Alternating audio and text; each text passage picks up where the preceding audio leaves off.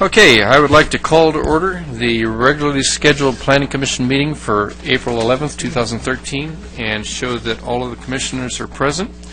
And I would like to ask Commissioner Verplank to lead us in the Pledge of Allegiance. You all please rise.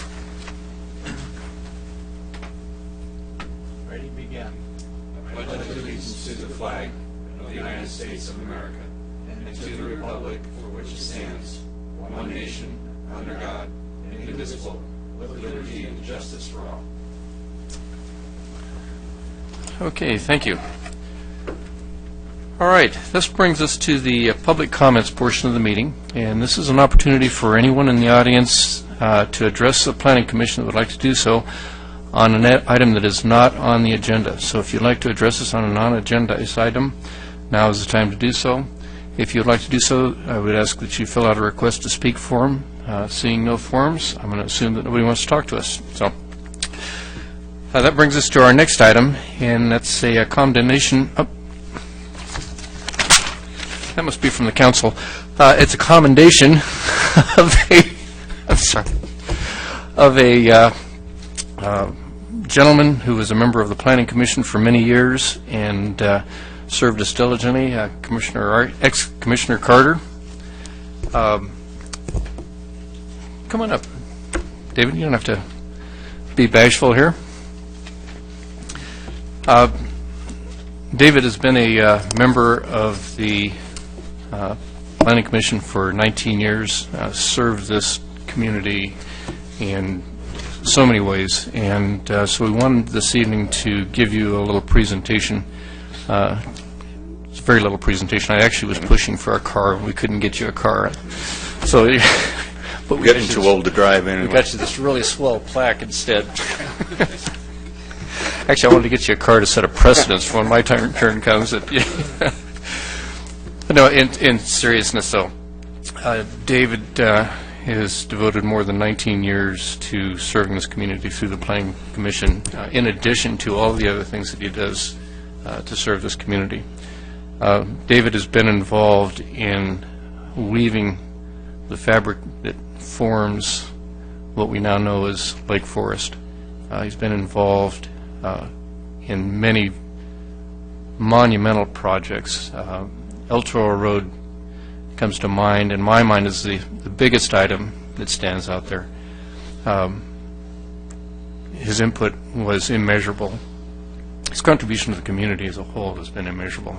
And David, I'm really, there are so many things that I could give you thanks for, so many projects you worked on. We could be here all night.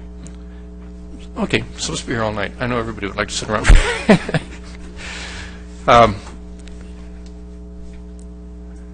I'm really almost at a loss for words. I mean, we've developed an incredible friendship over the years.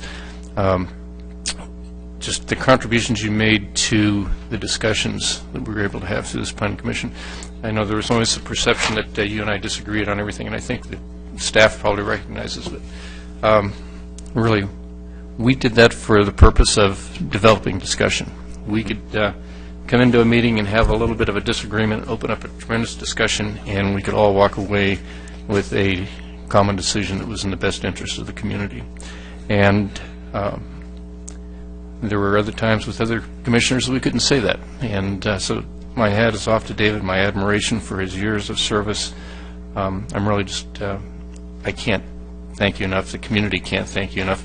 Matter of fact, I am amazed that there are not more people here this evening to acknowledge what you've done for the community. And the only reason I can think that they're not here is because they knew I'd be talking. Yes. So, nobody wants to hear me rattle on. So that being said, David, there is a lengthy list of projects that you contributed to on this. I won't go through all of them. It's truly more than most people in this community understand, more than most people appreciate. But your insight, your wisdom, your contribution to all the discussion is just immeasurable. And I just want to truly thank you. That's really all I can say is thank you very much, David. With that, I would like to present this to you. Okay. shake his hand, I'll take a picture.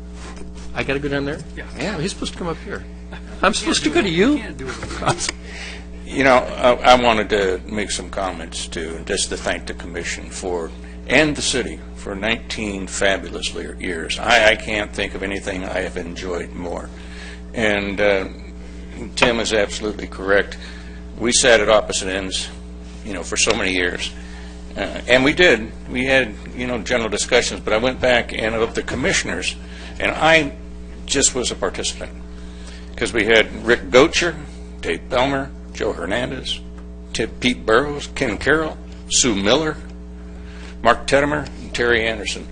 And to work with that group of people, with staff and with council, I mean, you couldn't ask for anything better. We were able to come to the meeting, agree to disagree, and came out of here, and I think every time we addressed something, we had a better product when we came out than what we did when we came in. And it's thanks to staff, and thanks to the commitment of, each member of the commission. And for the new commissioners, I hope you enjoyed as much as I did. It's fabulous. It truly is. So, David, thank you. We want to thank you for your service. Thank you for your dedication, your commitment to the city.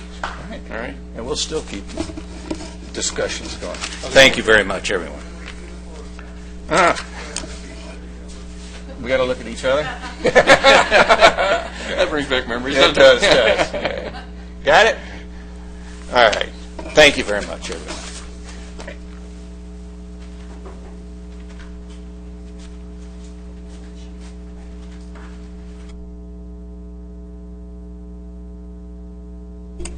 Okay, this brings us to the next portion of the meeting, and that should be the consent calendar. And looking for comments or a motion. Move for approval. Second. Okay, we have a motion and a second. Call a vote. All in favor? Aye. Seeing none opposed, one abstained. Good call. Thank you. Okay, carries. Let's. That then takes us to the public hearing portion of the meeting, and we have one item for the public hearing this evening. It's the site development permit and the plan sign program, and I'll turn it over to staff.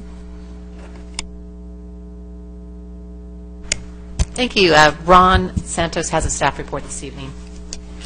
Good evening, Chairman Hughes and members of the Planning Commission. This item is a request for a site development permit to permit an unmanned compressed natural gas fuel station on a vacant lot at the northerly corner of El Toro Road and Bridger Road. The proposed facility would be open to the public and operational 24 hours a day, 7 days a week.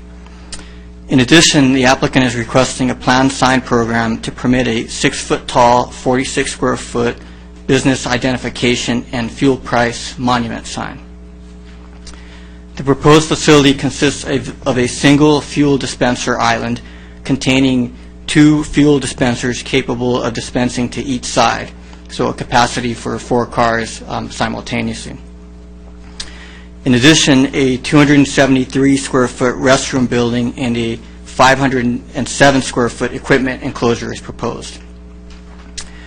The proposed restroom building consists of 2 handicapped accessible restrooms and a small storage room. The proposed building has an overall height of 14 feet measured to the peak of the pitched roof. As discussed in the staff report, California law requires that restrooms be provided for customer use in conjunction with any service station located within 660 feet of an interstate highway. So in this case, the proposed project is subject to the requirement due to its proximity to Interstate 5. The proposed equipment enclosure would house a large electric compressor through which natural gas would be conveyed to the dispensers. The proposed enclosure is 8 foot tall, open to the sky, and attached to the restroom building on one side. Both structures, that is the restroom building and the equipment enclosure, feature architecture which is consistent with the Craftsman architectural theme encouraged by the citywide design guidelines for the district, including a combination stone and stucco exterior finish, a gable pitch roof, and simulated wood shake roofing. In addition, 2 wood trellises supported by stone columns are proposed, one over the paved landing outside of the restroom and another smaller structure over the fuel dispenser island. Finally, landscaping is proposed along the full perimeter of the site at widths varying between 5 and 15 feet. The proposed landscape planner includes bioswales, which serve to reduce and filter stormwater runoff from the site. The project also includes approximately 500 square feet of permeable pavement, which serves this same purpose. Additionally, there is a 10-foot wide band of decorative paving that's proposed at the site driveway entrance. Although the proposed facility would be unmanned, staff worked closely with the applicant and police services to identify measures that would minimize the potential for security or site maintenance issues. These measures include a security camera system, a code-activated keypad entry and alarm system at the restrooms, additional site lighting, signs with proprietor contact information, and a requirement that the site be visited daily by a janitorial service. All of these measures are recommended as conditions of approval, and the applicant has agreed to all of the conditions as recommended by staff. As indicated in the staff report, the proposed monument sign exceeds the height and area allowed by the code for service stations without a planned sign program. Notwithstanding, as proposed, the sign substantially conforms to the city's design guidelines, the state of California requirements for service station fuel price signs, and the criteria for approval of a planned sign program as stipulated in the code and in the draft resolution. The project is otherwise fully code compliant, consistent with the general plan, and in substantial conformance with the citywide design guidelines. In addition, the project has been reviewed by the city's traffic engineering manager, the building official, and the Orange County Fire Authority, none of which identified concerns or special conditions for the project. Additionally, a noise study was prepared for the project, which concluded that the proposed compressor unit would not generate adverse noise impacts on surrounding properties. Accordingly, staff is recommending approval of the project based on the findings in the draft resolution and subject to the recommended conditions of approval. To date, staff has received 2 public inquiries regarding the project, but no comments in support or opposition to the request. That concludes staff's presentation, and I'd be happy to answer any questions you may have. The applicant's team is also available should the commission have any questions. Thank you. Thank you, Ron. I appreciate it. Any questions of staff at this time? Thank you. Appreciated the report. So most gas stations have a emergency shutoff valve, and so I guess my question is, does this facility, it may be, I didn't read every word, or maybe I missed it, but is that shutoff valve is a part of the plan?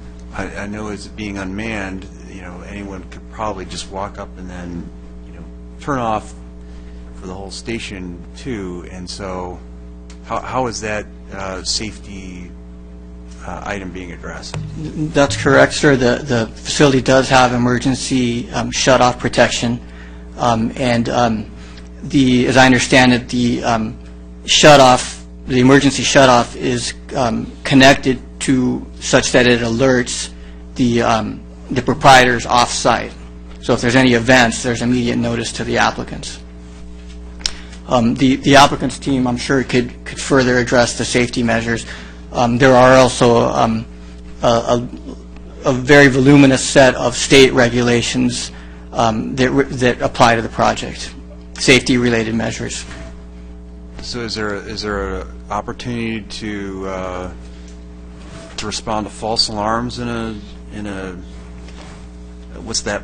I mean, anyone could just walk through the station and just hit the button. Is that just a thing that's going to happen? That's going to How's that addressed? Is that addressed at all? Commissioner, I think the applicant would be better able to address that particular question. Yeah, I have a question. Ron, you said that there had been 2 inquiries, but no opinions either for or against. What were those 2 inquiries regarding? We had a couple of folks, one who stopped by and one who called, who just asked general questions about the project. Details, I shared the plans with one gentleman who came to the counter, and with the caller, just answered some basic questions about the project. Okay. Thank you. Thank you. Any other questions, staff? Yeah, I had a question regarding, I couldn't find the actual size, letter height of the pricing line on the sign. What is the height of that?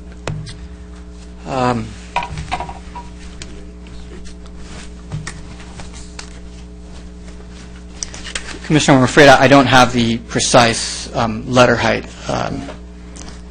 Well, let me ask you another question then. When we approve or disapprove tonight a planned sign program, we won't have those details? I mean, that's the end of it. They're not coming back with another planned sign program, right? That's correct. It's a 2-scale drawing that was submitted, so the sign would need to maintain conformance with the sign as it's depicted on the plan. I don't have a scale with me, otherwise I could confirm that for you. Yeah, I looked at it, and it looks like it might be close to 10 or 12 inches high, which is probably higher than we normally allow for a sign. So that's why I was questioning it, because I couldn't see anything that was any exact measurements on it. Thank you. Yeah, I think the height for the price signs are actually established by the state, so I don't think there's any further jurisdiction that we have over that item. Kind of as a quick follow-up on the question with the signage, I'm curious, size-wise, how this compares on the price signage, et cetera, to the station across the street and across on the other side with the traditional gasoline stations. I don't want to open us up to somebody coming in and saying, why do they have so much bigger of a sign than us? So, was that taken into consideration that we're balancing, what's already there? With respect to, for example, the USA station that's across El Toro, they have a large pole sign at the facility that's non-conforming. The city no longer allows pole signs, strictly monument signs. But another important distinction why it's difficult to do an apples-to-apples comparison with respect to other stations is that, as you know, typically most service stations, gasoline stations, have 3 fuel octane and prices that correspond to each, and then typically a credit price and a cash price as well. So stations, in this case, the project only has a single fuel price. So it's difficult to do a direct comparison between the size of this sign and then the size of other service station signs. Okay, and then just my only other concern, and unless I missed it in the drawings, am I correct that the entrance is coming from back by Chase and from Bridger, not into or out of El Toro? Is that correct? That's correct. There'd be no driveway on El Toro. All right. My only concern was, that would be a nightmare safety-wise and traffic-wise, but it looked like that was already addressed, so I just wanted to confirm. Thank you. Hey, Charles. Ron, I have a couple of questions, but the primary concern I have, I'd like to know if we had an opportunity to view any alternative layouts for ingress-egress. I'm probably 8 years removed from service station development, but I know there used to be some basic guidelines on how far you want to see a driveway from an intersection, and this driveway appears to be very close to the intersection. And I understand we've taken property away from that corner for a street widening and a variety of different things that makes it a little more difficult to accommodate. But it almost looks like a viable alternative would have been to utilize a shared ingress-egress with the driveway that's directly adjacent to the north. And I want to know if there was any submission for an alternative driveway plan that we might be able to consider. That option was explored. Staff recommended that the applicant work with the property owners to determine if it would be feasible to provide for a shared driveway. As it turns out, it was not. The driveway location as it is, it's the furthest away from the intersection that is possible. It's nearly at the property line, between the Arby's property. As I mentioned in the presentation, the city's traffic engineering manager reviewed that, visited the site on a couple of different occasions, and determined, particularly because of the low volume of traffic that would be experienced for this facility, due to the limited use of natural gas vehicles, he did not anticipate there being a problem. I did read that. I can't say that I necessarily agree with it. And as far as being as far north as you could take it on the property line, actually could go another 30 feet further north and still be on the same piece of property. So I don't agree with that statement, but we can discuss that when it comes up before us here. And not to say that it's necessarily not workable where it's at, but I wanted to raise the question and get your response to it at this point. We can discuss that further, and maybe the applicant would like to address some of the concerns when he comes forward. Okay, any other questions for staff? Seeing none, we do have a request from the applicant to speak, so if you'd like to approach the podium and give us your name and city of residence.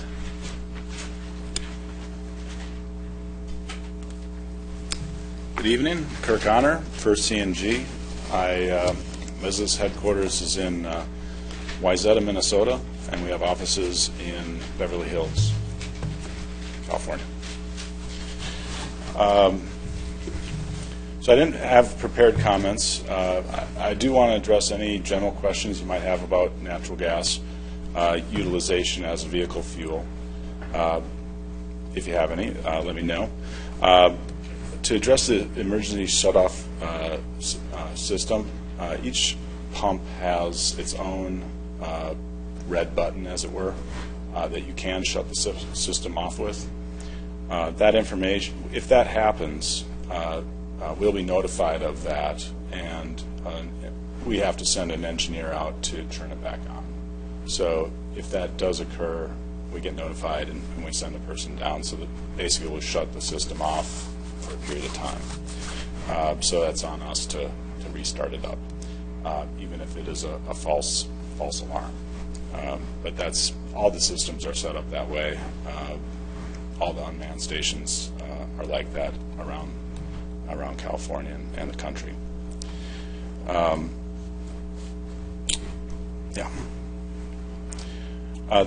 are a number of other safety systems that are associated with these sorts of systems. The compressor itself is enclosed in an explosion-proof cabinet. The equipment inside that cabinet is all fire safety equipment, so it's spark-resistant equipment. On top of that, there's also a fire suppression system inside the cabinet of the compressor. If the compressor has an issue, we're notified of it. That would be an issue that we'd be notified of quickly. And other safe, other performance issues are also notified of.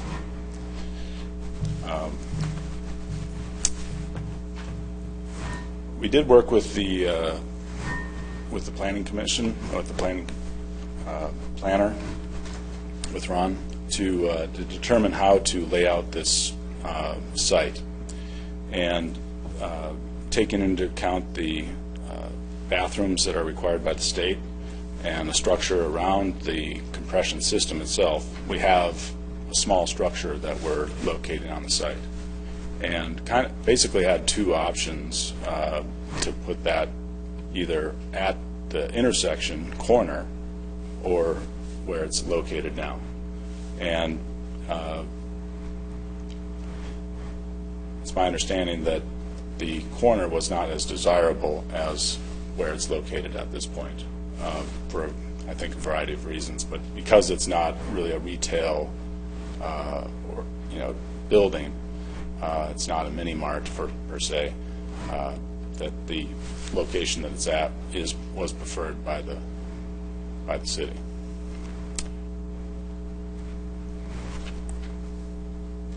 Okay, terrific. Would anybody have a question of the applicant? So if I understand it right, it looks as if the compressor area is, and I'm looking on, let me open up my page here. Sure. Let's see. So it looks as if the compressor area is on the property line that is adjacent to Arby's. That's correct. And to counter, to respectfully counter Commissioner Hughes, I think if I'm understanding you correctly, that could have been placed either on the corner of El Toro and Bridger or in its current location. And so, personally, I think I'd rather see it away from the corner.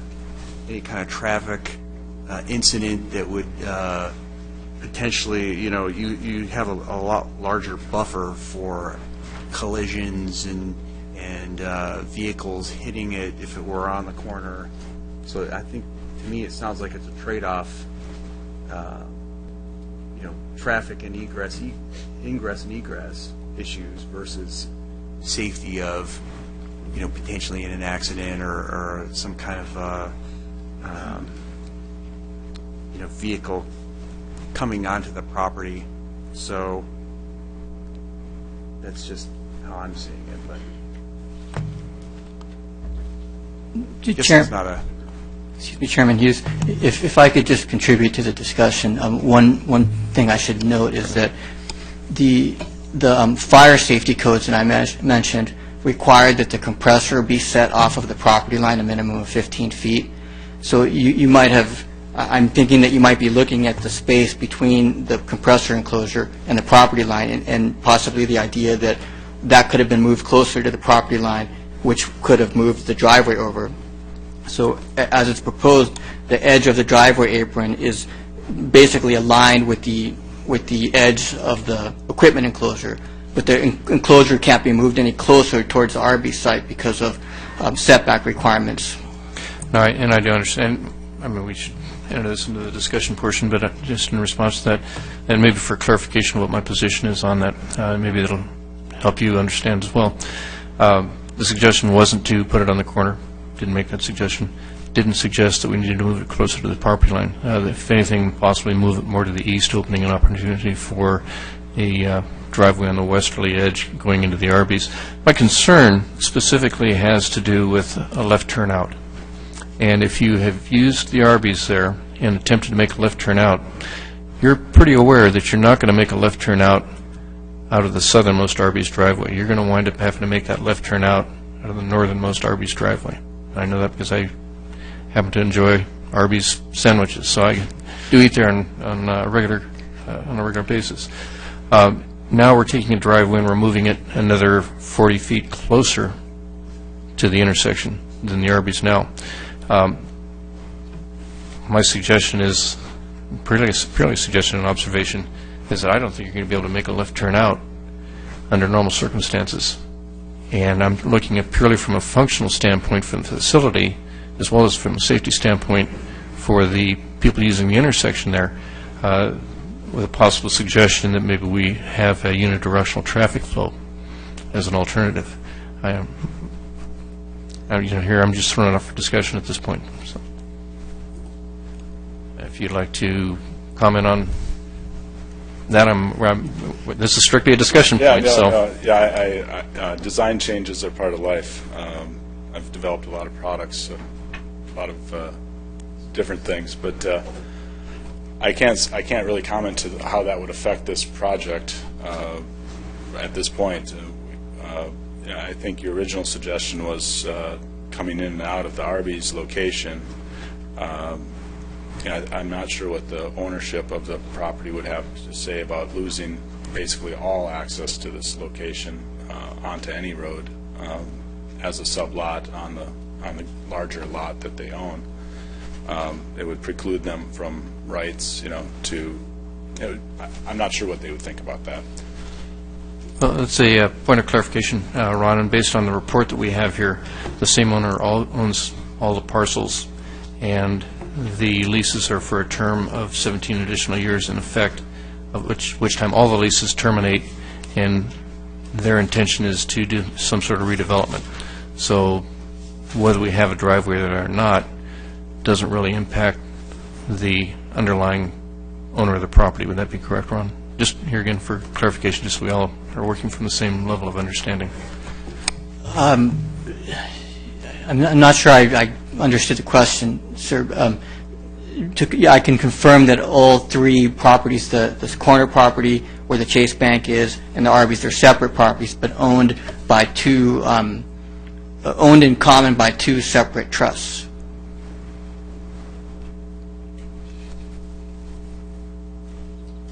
Okay, okay, I'll leave it at that.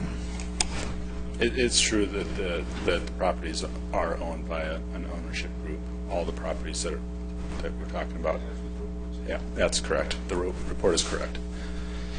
But I don't know I don't know what their position would be on, I don't know what their plans are in the future, but I do know that, they have an ingress right now onto the property, which, yeah.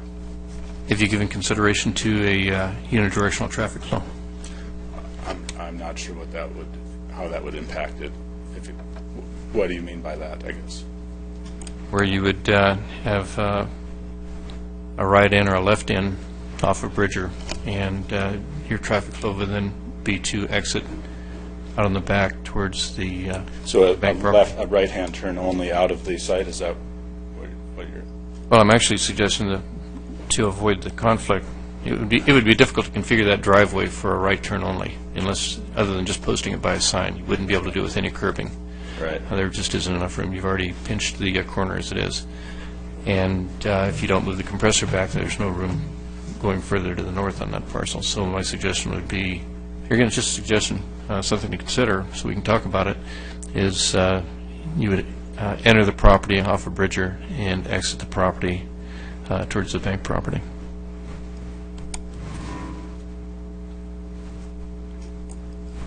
Think about it, comment it. I can't even tell you that anybody else up here shares that same opinion. We haven't gotten to that point yet. I'm just throwing it out for your consideration, okay? Yeah, I'm not sure how that would impact the property overall. I think our desire is to have people to be able to turn around on the property location. We've tried to maximize the circumference of the turnaround area so that people could turn around on the site and go back out of the Bridger egress. I have a feeling that with access to the alley that's underneath the Chase Bank, that people would probably, if they were going to get back onto the 405, they might choose to get off to go that route, just naturally, because it might be difficult to get back onto the 405 that way. Yes, Gail? During development of the project, we looked at this driveway, and the city's traffic engineer went out there many times. We looked at various things we could do, maybe striping on Bridger Road, saying, keep clear, maybe some kind of sign, you could always go right and turn at the end of the cul-de-sac. And the city's traffic engineer was of the opinion that the signal provided sufficient gaps for people to exit, and that it was an advantage that someone could choose to make the longer right-hand turn and go through the bank. So there were lots of options, and he didn't feel that we needed to have the exit only going through the bank property. But certainly anyone who's there on the site has a couple of options that they can choose from. But the city's traffic engineer, we looked at many different options, and he was supportive of the project as ultimately designed. Thank you, Gil. Any other questions of the applicant? Yes, I do. You talked about a notification that if someone were to activate one of the shutdown buttons on one of the units itself, that there would be a notification and then a response. I'm assuming by this that there's a 24-hour a day, 7 days a week, some kind of live monitoring, that there's a company that's going to actually be doing that. So with that in mind, what is the anticipation for a response time for a technician to actually get on site and address whatever issue might be going on there? So I visit natural gas stations all the time as part of my sort of ongoing research into the other operators of these stations. A number of stations that I've visited and folks that I've talked to have indicated that the station wasn't operational that day or at that time, which I personally, when I'm trying to run a business that sells natural gas to vehicles, I want my system to be operational as much as possible when folks are wanting to purchase the fuel. And generally those times are in the morning and in the afternoon when people are moving around. So we have engineers here in the greater LA Orange County region that would be able to be on site in a matter of hours if necessary on an emergency basis. The system is manufactured by a company called Galileo, and there are Galileo engineers that will be servicing the system and responding to issues like this. So because they're located in LA, they could be here, if they're driving their Honda GX that has the white pass, 45 minutes, if it was really that critical. Okay, so you don't have an established criteria then for response time. You just know that they're coming from a specific location and whatever that might look like. I take it that your research has identified that there are peak hours of operation, and those peak hours would typically align themselves with peak traffic flows for people going to work and people going from work. Is that a correct understanding? Yeah, that is correct. The two peaks sort of occur between 7 a.m. and 9 a.m., and then again around 4 p.m. to 6 p.m. Okay, with that thought process in mind, Galileo has a certain number of engineers, I take it, but they have a substantial geographic territory if they're trying to cover both Orange and LA counties. How do those numbers play out for you as an operator? Are you satisfied? And from our standpoint, we need to look at what if it takes more than 45 minutes for an engineer to arrive and either properly assess or remedy a situation that could have implications to our community? What if it takes 3 hours for that engineer to get there when it should have taken far less time to keep the safety of our community intact? I'm just thinking lines of, a catastrophic event. Well, if we're being asked to approve a non-manned gas operational, which we've never done before. So you're going to have to go, in my mind, you're going to have to go some to convince me that this is something I want to say, I approve this for my city. That's all. Sure. No, and I appreciate that. And the nature of this system is it's different than a regular gas station, and I think as I've watched it develop, because of the physical size of the systems, I see in the future sort of a variety of your traditional gas station that's already in place with a convenience store and everything, having an additional natural gas pump, but also interspersed with these unmanned stations just to balance the overall requirement for the fuel. So for that reason, well, maybe not for that reason, but we'll be seeing these on an ongoing basis. And they've been developed this way in the past.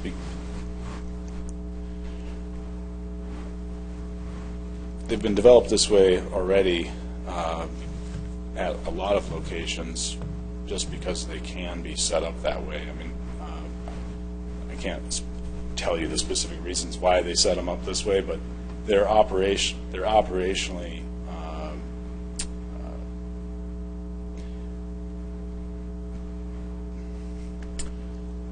compliant in an unmanned formation. So there's a long history of their safety in an unmanned station situation. I'm trying to think of if a catastrophic event happened, the system itself has onboard safety equipment to suppress something that might happen. There's a master shutoff valve, so there's a gas pipe coming to this location. That gas pipe itself has a master shutoff valve, so if something goes wrong, that shuts off as well. So there's a fairly, very limited amount of gas that could be released if something catastrophic happened. The system itself has the fire suppression system in it, so that if it had a leak internally and caught on fire, that would be suppressed. Not sure if I can answer the question to your satisfaction or not. I would like to. Have I done that? I'm still not convinced. I wonder. I wonder if Enid would join me. Enid Jaffe.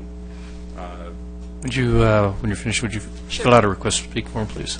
Yes, Enid Jaffe. I live at 516 North Michelinda in Sierra Madre, California, and my business address is 127 LaPorte in Arcadia.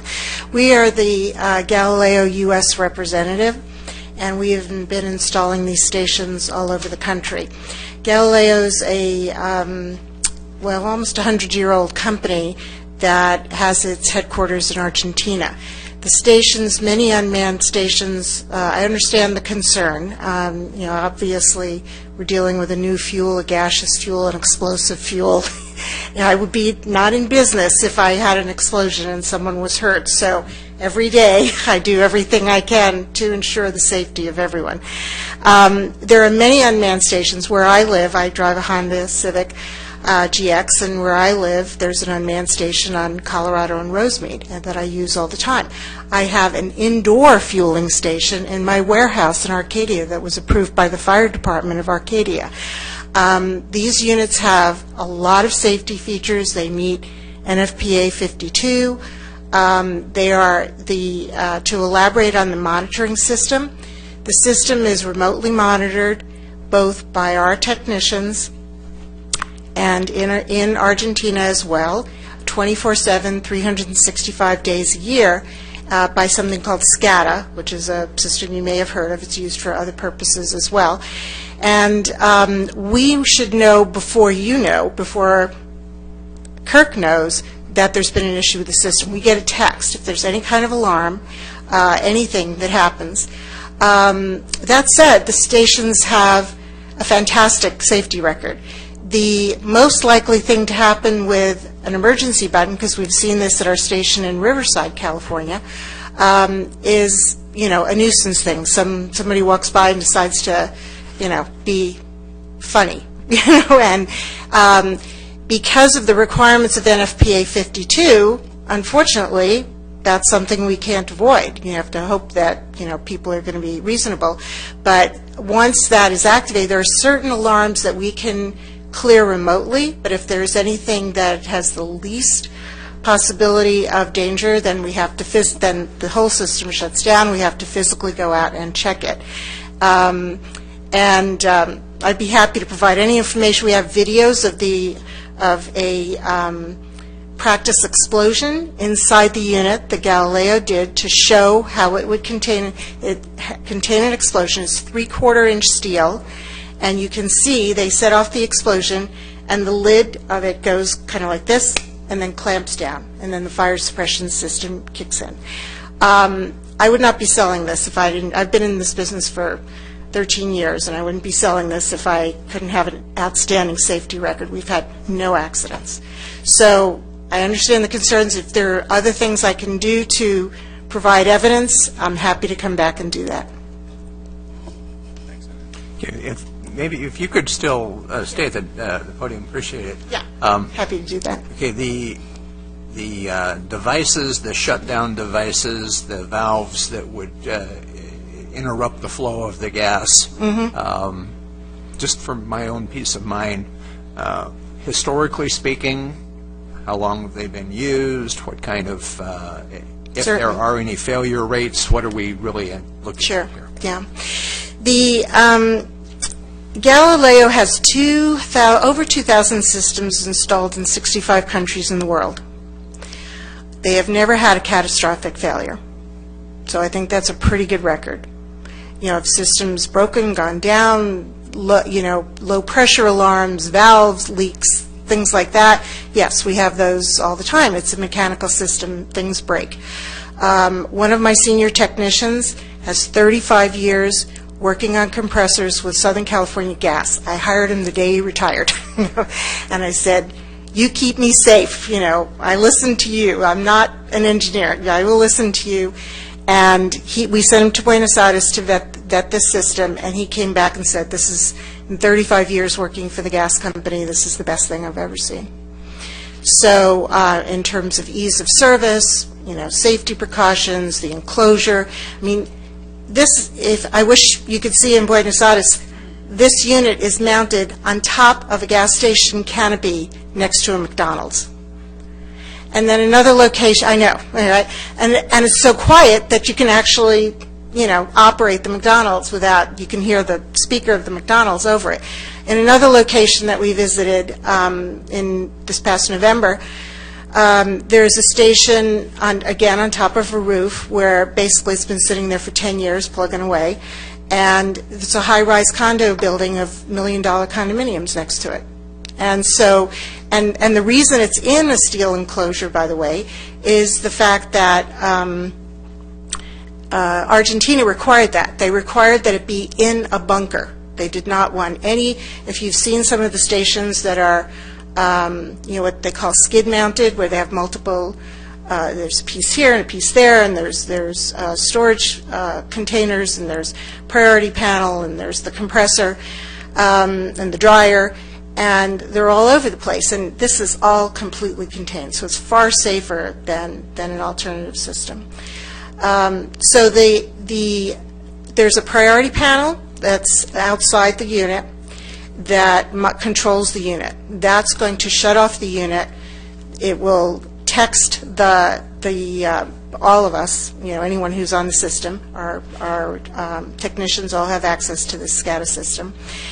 And, so the first thing is to basically shut it down, not have any, any safety issues, any possibility of explosion, and then we can come out and repair it. And to us, that's the priority. But whether we're there in 45 minutes or not is less important than the fact that it's shut down, it's safe. When we get there, we'll fix it. So that's obviously, we have to have that kind of an understanding that there is not going to be any exposure to the community in terms of a safety component. So, and to just share with you, so the systems, we just got started in the United States a few years ago. We spent the first couple of years getting all of our certifications. All the components in the system are UL listed, which the fire marshals love to see, even though it was a pain in the neck to do. We've also had all the units field certified, so because even though the components are all UL listed, you can never UL list a gaseous system. UL is only for electrical components. So so everything we've had them approved in Riverside. We've had, surprisingly enough, contrary to some of our competitors, we've had no issues with permitting. And I have a background in city government. I was on Planning Commission for 8 years. I know what you're going through. So, we've just completed our third system for Southern California Gas Company. We have 2 systems in La Crosse, Wisconsin at Quick Trip, one at a convenience store and one at their main plant. We have one at a gas station in Iowa, and we have one in the city of Tyler, Texas. And we're rapidly expanding. I just came back from a business trip in North Carolina. So, I'm happy to provide I have no doubt that I can, given the time, convince you of the safety. But any specific questions, I'm happy to answer. Thank you. Thanks, Terry. Hamilton, you have another question? So, yes, I have to probably mention that I was a accounting CPA consultant at one of T. Boone Pickens. Oh, yes, clean entities energy. that is building America's clean energy highway, or I can't Right. remember what they call it. And they Right. have CNG and LNG. So just to reiterate, based on my understanding, is that this is only a CNG facility. There's Correct. no tankers coming in. It mentions it that you have a pipe that's that compressed natural gas, so there's no large tankers coming in that's going to affect the traffic. It's all just through the natural gas pipeline that's existing at that site. Absolutely. And That the is- CNG type vehicles that utilize CNG are the smaller type. Honda Civic, I think, is a mass-produced vehicle, but there might be some pickups. But I mean, that would probably be on the Like there's largest street sweeper or two, if Yeah. there are any, being used locally. that are- buses and the large type vehicles use LNG, which is not going to be something you provide in this Right. facility. Mostly they use LNG. Some use CNG, but some school buses, for example, we're selling a lot of systems to school districts. But yes, in general, it's going to be probably the taxi cabs at John Wayne. Most of those are CNG. So you'll get, those kinds of vehicles. And yes, everything is coming. We had a meeting with several meetings, I think Kirk has had with the gas company there. And they've approved the plan and they're calculating the volumes and all that. There was nothing, it is all coming from pipeline gas, absolutely. So, and in fact, Clean Energy has purchased several of our smaller boxes, has one in Laguna Beach, I believe, and a couple in Livermore. Okay. Thank you. Thank you. Any other questions? Sure. I had a couple for either of you. It gets back to the size of the vehicle, too. I was wondering, I didn't look at this close enough to see what kind of turning radius you have at the back of the property there, but what would be the largest size vehicle that could come in there and make a turn and get back out? It's a 45-foot radius. I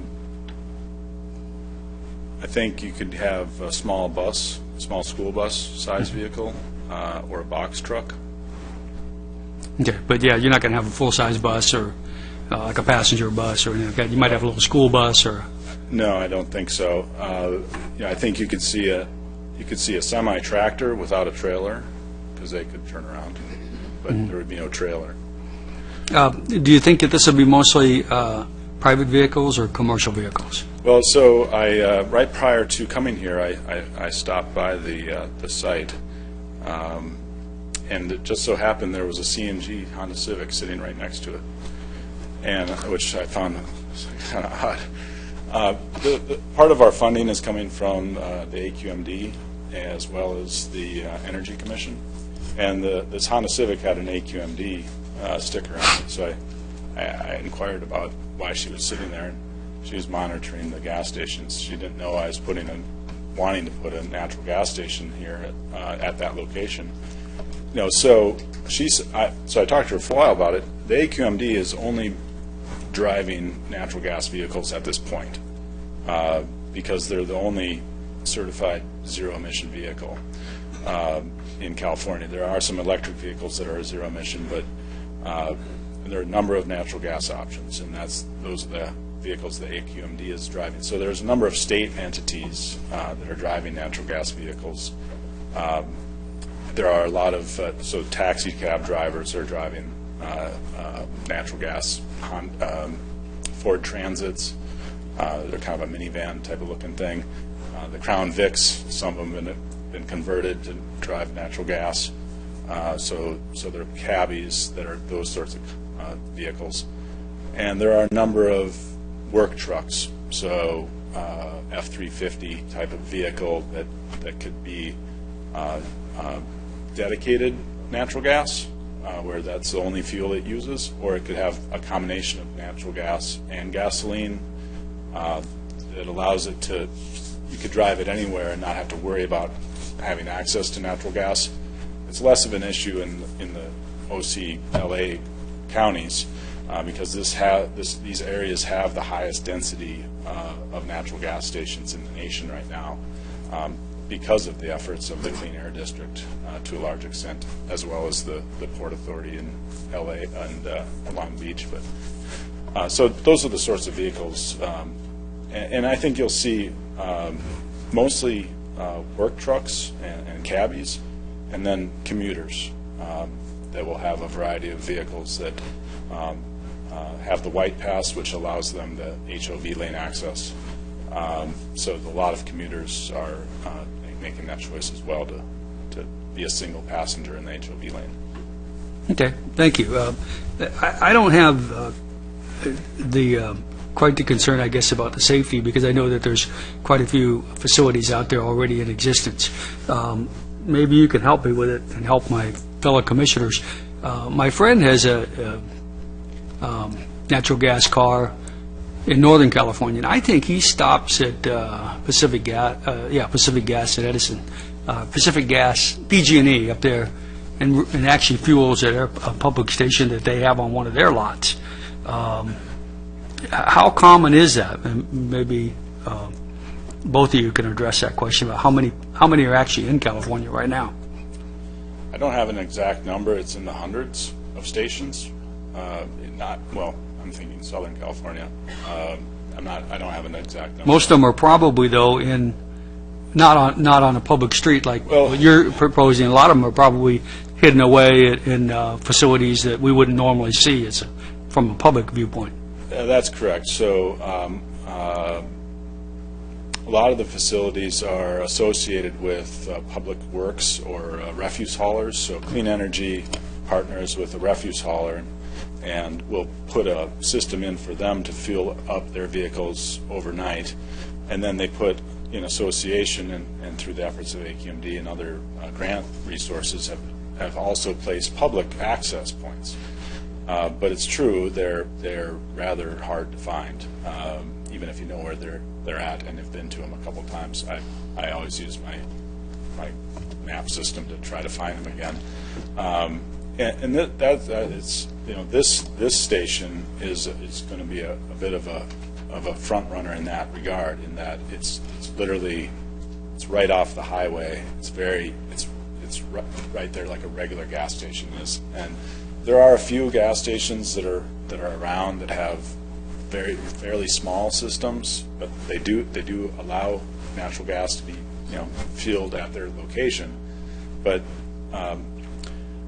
it kind of goes into the nuances of how these systems work and why they take up so much space. This system can do 10 gallons a minute, call it, 4 to 8 gallons a minute raw compression. Depending on how much storage you have, sort of your overall experience will be based on that. And if you have so let's say it's 10 gallons a minute raw compression.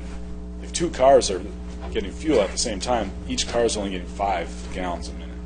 If 4 cars are there, each car is only getting 2.5 gallons a minute. Now that's very different than going to a gas station, where everybody gets the same experience no matter how many cars are there. So having a small system where you're only getting a couple of gallons a minute, and then you have two dispensers, you might only get a gallon a minute. It takes a while to fill up. And for instance, the AQMD representative that I spoke with, I asked her how long it takes to fill up her Honda Civic, and it has an 8-gallon tank. And she says, if I get in after a big truck, it's going to be 10 minutes. So that's under a gallon a minute that she's experiencing.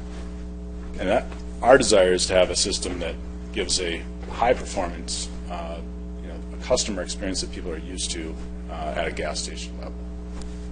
Good, thank you. Charles, any comments? Just if my safety questions are actually more towards probably different, I suppose, than what's been concerned so far. I realize it's state law that says where you're located, you'd be required to have the public restrooms. My concern is putting public restrooms that are open 24 hours a day with nobody monitoring them right there at the gateway to the city. It scares me a bit. Is there some sort of system in place to help kind of monitor and/or alleviate the likelihood of it becoming a hangout or a place where people are using it for things that we wouldn't necessarily want at the gateway of our city. So. Sure. Chairman Hughes, perhaps I could address that. So as I mentioned as part of the presentation, staff worked very closely with the Police Services Division, Orange County Sheriff's Department, at those types of safety issues. And so directly to the issue that you brought up, the restrooms would be designed per the conditions of approval which staff is recommending, such that there would be a keypad outside the restroom door. And so the keypad would open the restroom door when you enter a code, and the code would be provided at the pumps. So similar to a car wash at a normal gasoline station where you slide your card and you fuel up and the pump asks you if you want a car wash, the system that the applicant is proposing would ask you if you intend to use the restroom. And if you are intending to do so, you would hit yes on the keypad at the pump, and the pump would issue a code which you would then use to enter the restroom. And if I could just go back a second on the other safety issue briefly, I just wanted to note that in addition to the normal practice that the city has in routing plans to the Orange County Fire Authority, so these are the folks who are ultimately responsible for ensuring safety and responding to any emergencies that would occur, I also contacted them and had a discussion specifically on the issue of safety and whether they had any concerns about that, explosions, fires, that sort of thing. And I was told that they did not have any concerns. They were almost surprised at the question, or surprised that the city had potential concerns about safety. Thank you, Ron. Is that it, Charles? Great, thank you. A few questions and comments. And you're correct on your explanation for the restrooms. The only concern that I have there's a comment in there that said that it was going to be based on a 1-hour trigger point, or as at the discretion of the Orange County Sheriff's Department. 1 hour, I mean, if you got somebody that's in this restroom for 15 or 20 minutes, in my mind, that should be the trigger point, not 1 hour. So I would like to make the suggestion that maybe the Orange County Sheriff's Department reconsider the parameters for the response and the triggering of the alarm for restroom occupation. I think 1 hour is probably excessive for 3 users. So I have no concern there. The question, though, does come up on the keypad as well as the nozzles.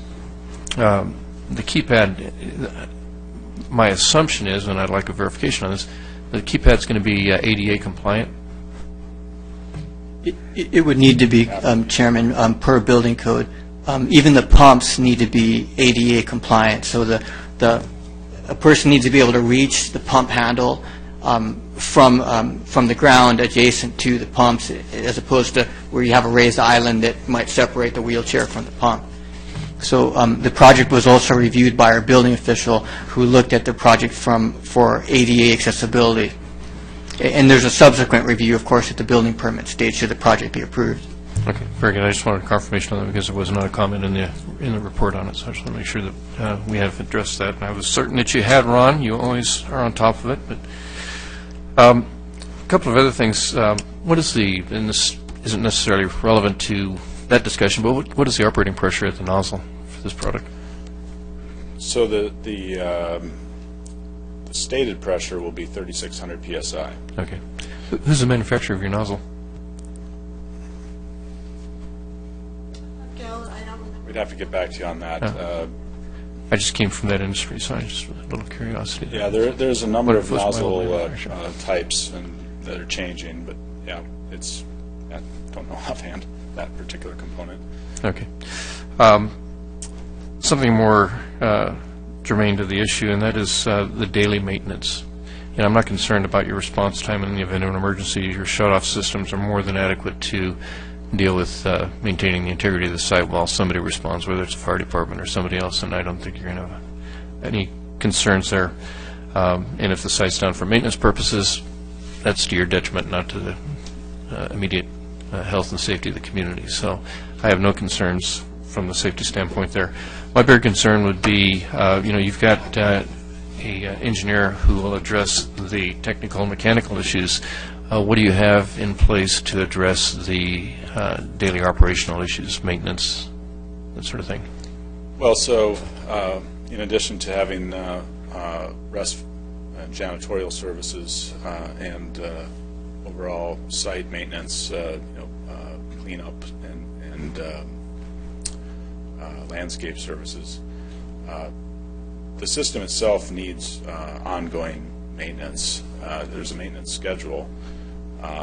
So I would actually expect an engineer to be on site at least every other week to do the activities that are needed. Let me back up and clarify myself. I apologize, I didn't make myself clear. I'm more concerned with the maintenance of the grounds, clean, well-kept, manicured. I'm quite certain you're going to take care of the mechanical side. I've been involved in the constructions of literally hundreds of service stations. I know the operations inside and out. That's the side everybody always looks at.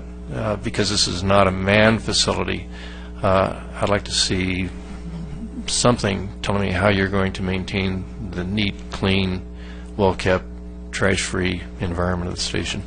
Right, and that's where I said, so in addition to the janitorial services, we'll have a landscape service to maintain the exterior grounds. So these are not your own employees, they're going to be subcontract services? That's correct. Okay. And in the resolution, it says daily janitorial / landscaping services or yard grounds maintenance. And I think that's our plan is to have a clean site. We're hoping that the landscaper will use a CNG vehicle. That would probably be beneficial for a number of people. Okay, the last point I have, and it's your sign orientation. And I recognize that people don't drive down the street looking for a CNG facility. That's not how you find your CNG facility. You're going to get out your computer and you're going to locate a CNG and you're going to drive to that specific location.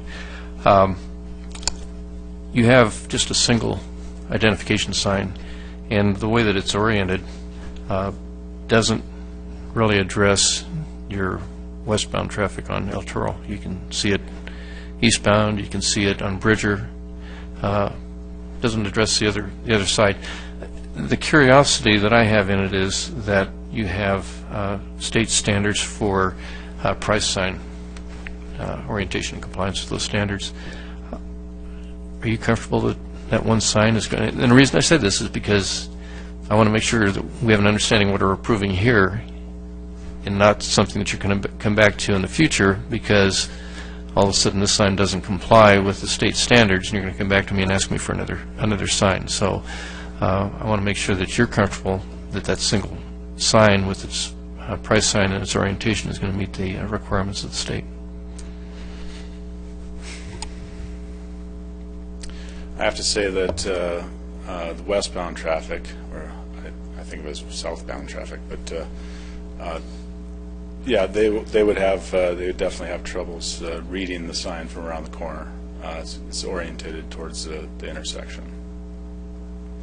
Okay, I just want everybody to be real clear on what you're setting yourself up with here and what our understandings are at this meeting. Yeah, I mean, I think the analysis was that that the current sign is compliant with the state rules for signage. Okay. All right. One last thing. It's just a technical, non-relevant to our purview, but as far as the shutoff between the street and your on-site equipment, what is the mechanism for the emergency shutoff? Is that pressure drop regulated? Is it electronic? Yeah. Is it? Is it pressure?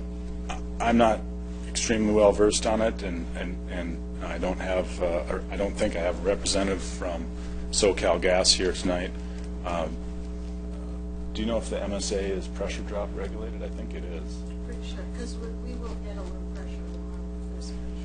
So there's a a non-electrical, it's a purely mechanical valve on the pressure regulator coming out of the MSA, which is goes through the meter, goes through a valve. And it's a purely mechanical system. So the only thing I can think of that it would work on is a drop in pressure on our side. Okay. Is there redundancy in that system? No, not that I'm aware of. But again, that MSA is designed by SoCalGas. We get we get it from them per their design they provided. Okay, I appreciate it, thank you. Any other questions of the applicant? Okay, with that, let's bring it up here to the commission, and let's... I just have one, not to Certainly. interrupt, but I really appreciate all your questions. I'm very excited about building the station here in Lake Forest. I've talked to a number of folks that live in the area that are happy to see this property being developed, and I really do appreciate your time tonight, so thank you very much. Okay, thank you for your time. Okay, let's bring it back up here for discussion. Is there anyone that would like to open it up? I'll start. Okay. You have the floor. So I have driven by this site many, many times, especially 4 times this week. I guess 8 times if you count the way home.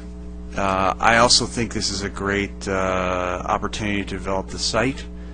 I like the project. I think it's needed in our city. It's freeway close.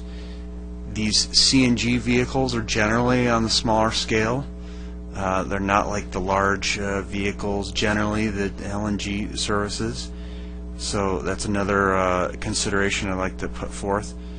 My only comment would be to recommend but not require the applicant to have directional signs, enter only and exit only, to help the flow of traffic to go through, exit out the alley along the bank, but that's just a recommendation and not a requirement, in my opinion, for my vote.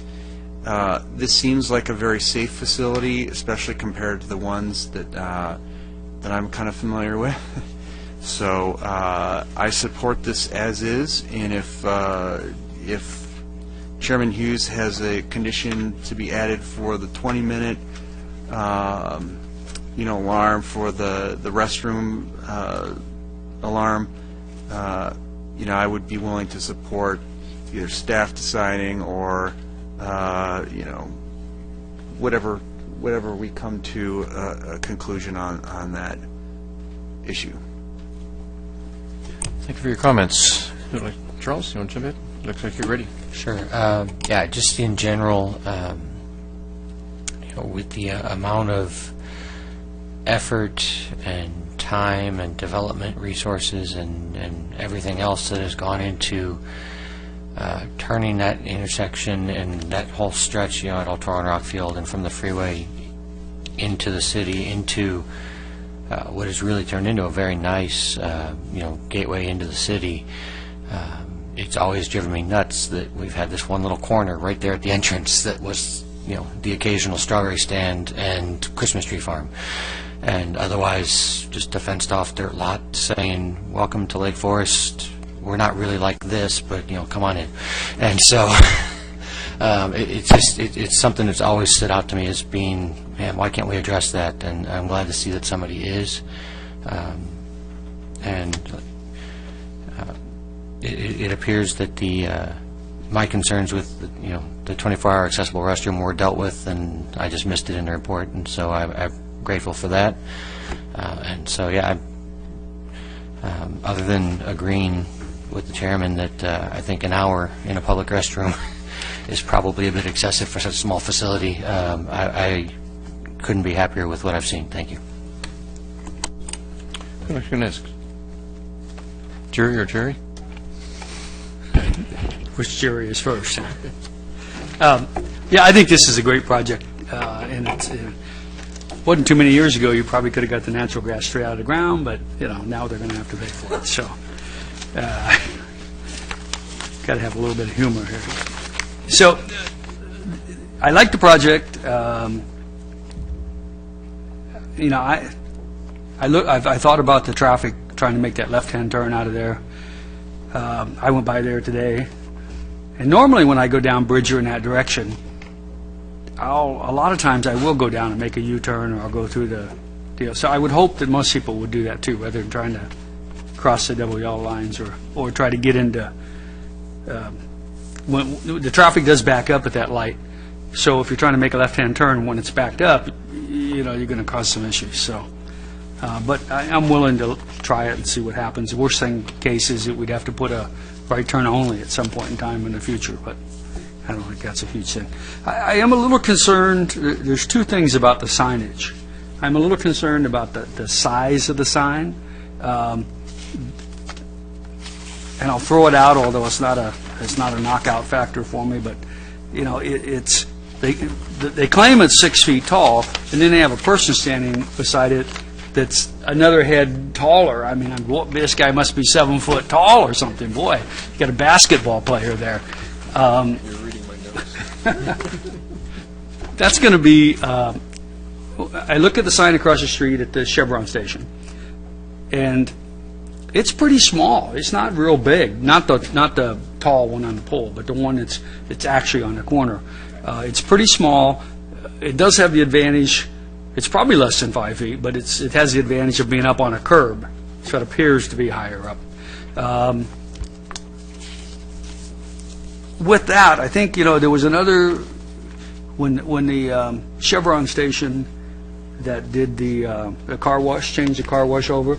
We were pretty critical about them, about making sure their sign was not too tall, not too high, didn't block views and things.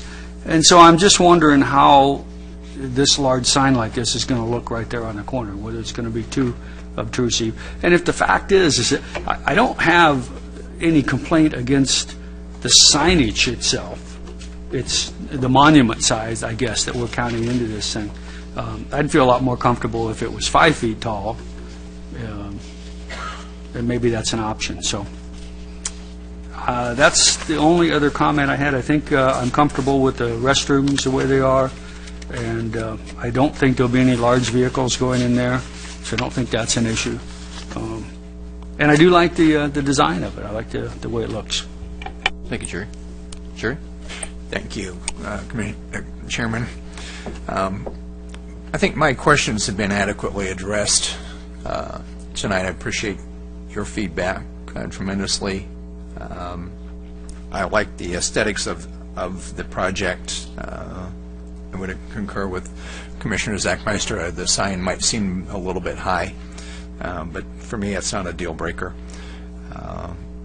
As I said, I think my concerns have been adequately addressed, and so I have no further objections to the project. Thank you, Jerry.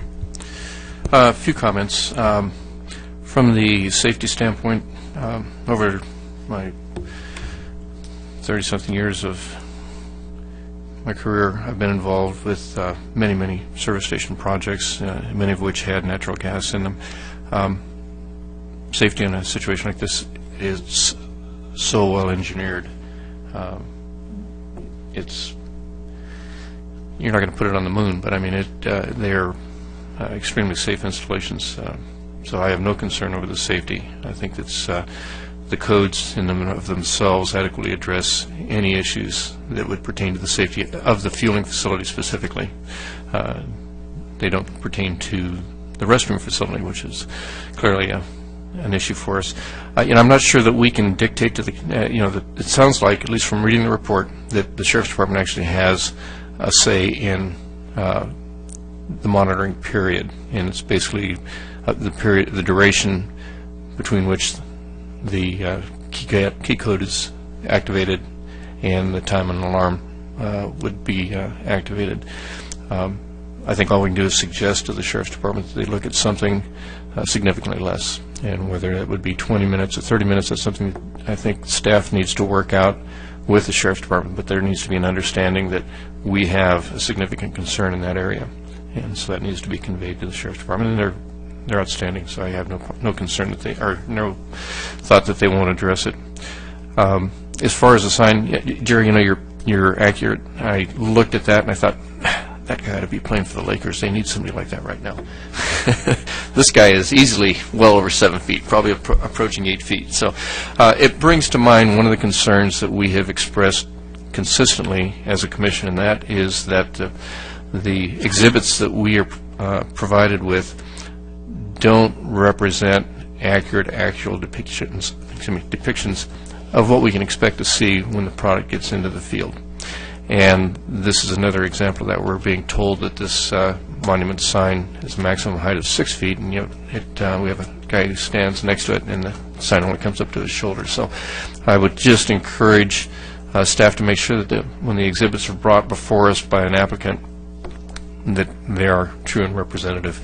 As far as the actual size of the sign, my thought on that, and initially, Jerry, I would have to have agreed with you. I thought it was oversized when I took into consideration that we also are utilizing that as a price sign as well as an identification sign, and the fact that the structure around it really adds architecturally, aesthetically to the sign itself, kind of mitigated the size. And I would have to say that in most cases, and you know me, I'm not somebody who is supportive of over area signs, but I think because the actual sign area on this is less, and the rest of it is more of an architectural to enhance the corner, and based on the size of the corner and the lack of the mass behind it, and that's probably my bigger consideration, it almost lends itself to give a little balance, a little bit of character to the corner. That's my thought on it. So, I can support the sign as it is. What I don't want to see is somebody come back to me in 6 months and say, boy, you know what? We need another price sign. That's why I want to make sure that what we have is what we're going to have. So I just want to make sure that there's an understanding that,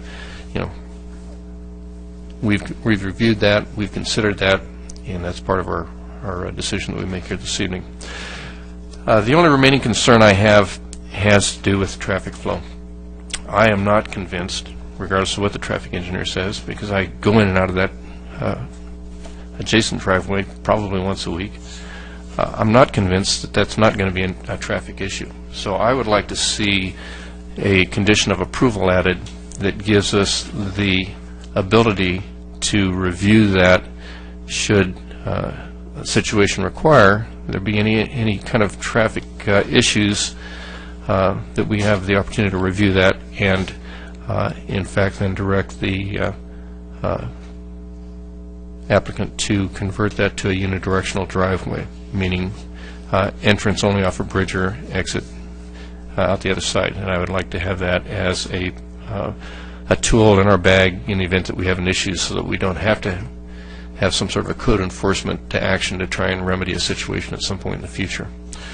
Other than that, I think the design is attractive. I think it fits the area. I'm going to miss the chain link fence. I'm going to become rather attached to that. I think the community is ready for something there. I think this is probably appropriate given the surrounding businesses. So with the added condition that we evaluate and review the duration for the alarm on the restroom, and have a condition that we can have the opportunity to review traffic flows and apply future conditions if need be, I would support the project otherwise as it's presented to us. And with that, I would open it up if anybody else has any other comments. Would anybody like to make a motion? Yeah, I'll bring the motion. Okay. That we adopt or approve, rather, the site development permit 12-12-3023 and the planned sign program for 3-13-3184 as presented, with the additional conditional use permit that the Commissioner has just expressed being tacked on to the end. Would that be both of the conditions? Are you referring to the restroom and the traffic evaluation? Correct. Okay. Okay, we have a motion. Is there a second? Yes, and to close the public hearing. See, that's why you're here, to take care of me. I'll second that. Okay, we have a motion, we have a second. Any discussion? Seeing none, we'll call a vote. All in favor? Aye. Aye. Opposed? Seeing none. Motion carries on both items. Thank you very much. We look forward to having your facility in our community. I think it's going to be a nice enhancement for that intersection. And we welcome you aboard. With that is the last of our public hearing items for this evening, so this brings us to the comments portion of the meeting. And since Mal is not here, would you like to make a comment in his absence? Honorable Chairman and Commissioners, Mr. Richardson instructed me that I have no comment. Of course. Very well done. Thank you. Gail, would you like to add anything here this evening? I just wanted to introduce, this is Hung Dao Nguyen. She's with Best and Krieger, sitting in this evening for Mal Richardson. And Hung Dao worked very closely with Ron and other staff members over the development of this project you had before you this evening. Great. Thank you, Gail. Let's bring it up here. Let's start with you, Jerry. Well, thank you, Hung Dao, for being here tonight. We appreciate it. And I'll save any other comments that might embarrass myself. I have no further comments. Commissioner Hamilton. Seeing none. Jerry, would you like to jump in? Sure. I just wanted to, I know Dave has already gone, but I just did want to throw out that I really appreciated Dave's help and support along the way for the many years that I've been on, and particularly the first couple of years when I was trying to learn how to do everything and make sure I was doing it right, and also the history behind it. I mean, both Dave and Chairman Hughes have an enormous amount of history that helps us tremendously when we go back and talk about some of the new projects and how they, how did we come with these plans and these, set of objectives. How did they evolve? Where did they come from? From the start of El Toro Road and the development plans there, all the way through to what we're doing today. So, just for the record, I wanted to just say that I really appreciate everything he did and how he helped me as well. That's it for tonight. Thanks, Jerry. Charles. Other than I had to leave a Little League game to come here, I've had an enjoyable evening once again, and thank you. Thank you, Charles. Well, Charles, if it's any consequences or any encouragement to you, that kind of commitment is laying the foundation to follow in the footsteps of the individuals you replaced. Commissioner Carter was, following up on Jerry's comments, was wholly committed to serving the community through this commission. Giving a simple plaque and a 2-minute talk on what his accomplishments and contributions were to this commission and this community doesn't do it justice. If any of you want to take the time and review some of the projects he was involved in and that he contributed to, he was instrumental in formulating, you would be absolutely amazed. It is truly a testimonial to what a great guy he is and what a I'm going to get choked up here. Anyway, we do appreciate everything that he's done for us as a community and the leadership that he was able to provide for us as a planning commission. And with that, I think I've probably said enough for this evening, so I have no further comments. And seeing none, we'll close the meeting for this evening and re-adjourn at our next regularly scheduled meeting. Must be April 25th.